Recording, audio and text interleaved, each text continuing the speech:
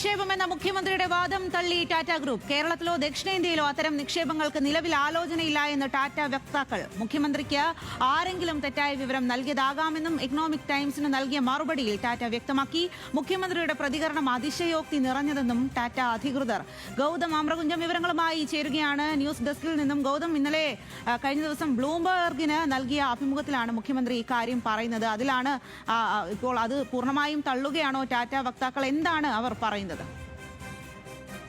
Swathi, economic ടൈംസിന്റെ infra എന്ന് പറയുന്ന അവരുടെ വെബ്സൈറ്റ് നൽകിയ വിശദാംശങ്ങളും വാർത്തകളുടെ അടിസ്ഥാനത്തിലാണ് ഇപ്പോൾ ഈ വിവരങ്ങൾ പുറത്തു വരുന്നത്. ടാറ്റയുമായി ബന്ധപ്പെട്ട് ഈ വിഷയത്തെ സംബന്ധിച്ച് എക്കണോമിക് ടൈംസ് അഭിപ്രായം തേടുകയും അതിൽ പ്രതികരണം തേടി മെയിൽ അയക്കുകയും ചെയ്ത സാഹചര്യത്തിലാണ് ടാറ്റയുടെ വക്താക്കൾ അത്തരത്തിലൊരു നിക്ഷേപത്തിനുള്ള യാതൊരു സാധ്യതയും നിലനിൽക്കുന്നില്ല എന്നും നിലവിൽ അത്തരത്തിലുള്ള നീക്കങ്ങളൊന്നും നടക്കുന്നില്ല എന്നും വ്യക്തമാക്കിയിരിക്കുന്നത്. കേരളത്തിന്റെ മുഖ്യമന്ത്രി വാർത്താ സമ്മേളനത്തിൽ പറഞ്ഞതും പിന്നീട് ബ്ലൂംബർഗിന് നൽകിയ അഭിമുഖത്തിൽ സൂചിപ്പിച്ചതുമായ കാര്യങ്ങൾ ഒരുപക്ഷെ തെറ്റിദ്ധരിക്കപ്പെട്ട വിവരങ്ങളുടെ അടിസ്ഥാനത്തിൽ സൂചിപ്പിച്ചതാകാം, അല്ലെങ്കിൽ ഏതെങ്കിലും ഒരു അസാധാരണമായ സമ്മർദ്ദ സാഹചര്യത്തിൽ പ്രതികരിച്ചതാകാം എന്നതാണ് ടാറ്റ അധികൃതർ നൽകുന്ന വിശദീകരണം.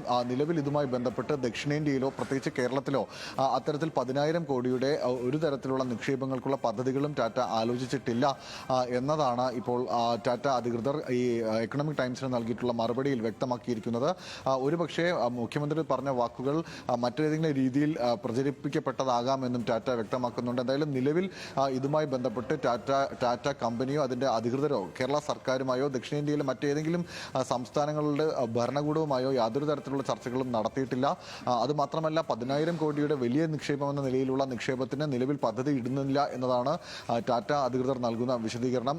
വാർത്താ സമ്മേളനത്തിനിടെ, അതായത് വിഴിഞ്ഞം തുറമുഖവുമായി ബന്ധപ്പെട്ടും പോർട്ട് സിറ്റി രൂപീകരണവുമായി ബന്ധപ്പെട്ടും മാധ്യമങ്ങളുടെ ചോദ്യങ്ങൾക്കുള്ള മറുപടി പറയുന്നതിനിടെയാണ് ആദ്യമായി ടാറ്റയുടെ വൻ നിക്ഷേപം കേരളത്തിൽ നടക്കുമെന്നത് പോർട്ട് സിറ്റിയുടെ ഭാഗമായിട്ടുള്ള ഷിപ്പിംഗ് യാർഡ് നിർമ്മാണത്തിൽ ടാറ്റ പങ്കെടുക്കുമെന്നും അതിനായി 10,000 കോടിയുടെ പദ്ധതിക്കുള്ള കരാറിലേക്ക് എത്തിയിട്ടുണ്ട് ഉൾപ്പെടെയുള്ള കാര്യങ്ങൾ വി ഡി സതീശൻ വ്യക്തമാക്കിയത്. പക്ഷേ ആ വിഷയത്തിലാണ് ഇപ്പോൾ ടാറ്റ അധികൃതർ നിഷേധിച്ചുകൊണ്ട് അത്തരത്തിലുള്ള ഒരു നീക്കം നടക്കുന്നില്ല എന്ന് വ്യക്തമാക്കിക്കൊണ്ട് ദേശീയ മാധ്യമത്തിന് പ്രതികരണം നൽകിയിരിക്കുന്നത്.